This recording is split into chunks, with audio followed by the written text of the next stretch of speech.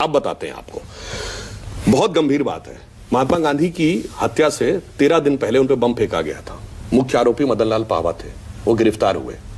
ठीक, कितनी सिक्योरिटी दी गई थी उसके बाद? उस समय का देश का वातावरण ऐसा था और गांधी जी देश के सबसे महत्वपूर्ण व्यक्ति थे, और 13 दिन पहले बम फेंकने की घटना हुई है, कितनी सिक्योरिटी थी?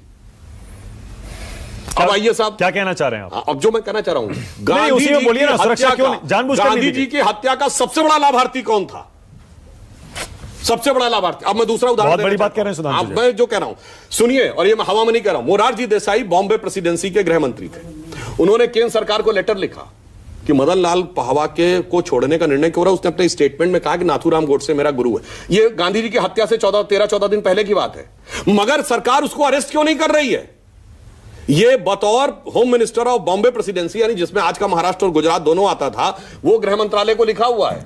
अच्छा, अब दूसरी बात आइए, नाथूराम गोडसे ने अपने स्टेटमेंट में कहा है कि उसने 2 गोलियां चलाई, पुलिस ने कहा 3 गोलियां लगी। यह तय क्यों नहीं किया गया कि कितनी गोली लगी? महात्मा गांधी की हत्या इतना गंभीर, दुखद और दर्दनाक इंसिडेंस था, पोस्टमार्टम क्यों नहीं हुआ कि वेरीफाई हो सके कि हुआ क्या? और आप बताइए, गोली लगने के बाद कहा जाता तकरीबन 40 मिनट वो जीवित थे। बिड़ला मंदिर से आज का राम मनोहर लोहिया अस्पताल, जो विलिंगडन हॉस्पिटल था, उस जमाने में 5 मिनट से ज्यादा नहीं लगता कार से आने में। क्यों नहीं ले जाएंगे? क्या आरोप लगा रहे हैं आप? कुछ नहीं है, हम कह रहे हैं, हम सारे सवाल उठा दिए, आरोप भी लगा दीजिए। नहीं, फूड फॉर थॉट छोड़ रहे हैं, बाकी जो होगा, जो निर्णय करने वाला है वो अपने आप निर्णय करेगा। मतलब तब के उन्हीं की पार्टी के नेताओं ने गांधी जी को बर्बाद दिया? मैं ये नहीं कह रहा हूं। आप इशारा तो वही कर रहे हैं। मैं तो ये नहीं कर, सिक्योरिटी कितनी दी थी बता दे, पोस्टमार्टम क्यों नहीं कराया था बता दे, जांच कमीशन बैठाला, पोस्टमार्टम नहीं कराया। सुनिए, आपने भारत के इतिहास का इकलौता उदाहरण देखा होगा, जांच कमीशन बैठा बगैर पोस्टमार्टम रिपोर्ट के। और वहां 2 पत्रकार भी थे साहब, एक द हिंदू का और एक न्यूयॉर्क टाइम्स का, जिन्होंने अपने बयान में लिखा 4 गोली चली।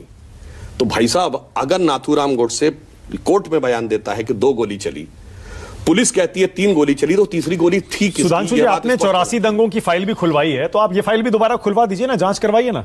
सर 77 साल पुराने में कितने लोग जीवित हैं आप बता दीजिए, जांच हो जाएगी। जांच कमीशन, कोसला कमीशन हो चुका है, कोसला कमीशन की रिपोर्ट पढ़ लीजिए, जिसमें कि ये बात पूरी तरीके से स्पष्ट है, आरएसएस से कोई कनेक्शन नहीं निकला। और मैं उससे बड़ी एक बात बताता हूं, लोगों को नहीं पता, दिल्ली में लाल किले में यह मुकदमा चला जिसमें वीर सावरकर तुरंत छूट गए। उसके बाद पंजाब हाई कोर्ट में मुकदमा गया, उसमें सरकार ने वीर सावरकर के खिलाफ क्यों नहीं दोबारा अभियोग दायर किया? क्यों? बिल्कुल वाहियात आधार के ऊपर तर्क बनाया गया था, और यह मैं प्रमाण के साथ बोल रहा हूं।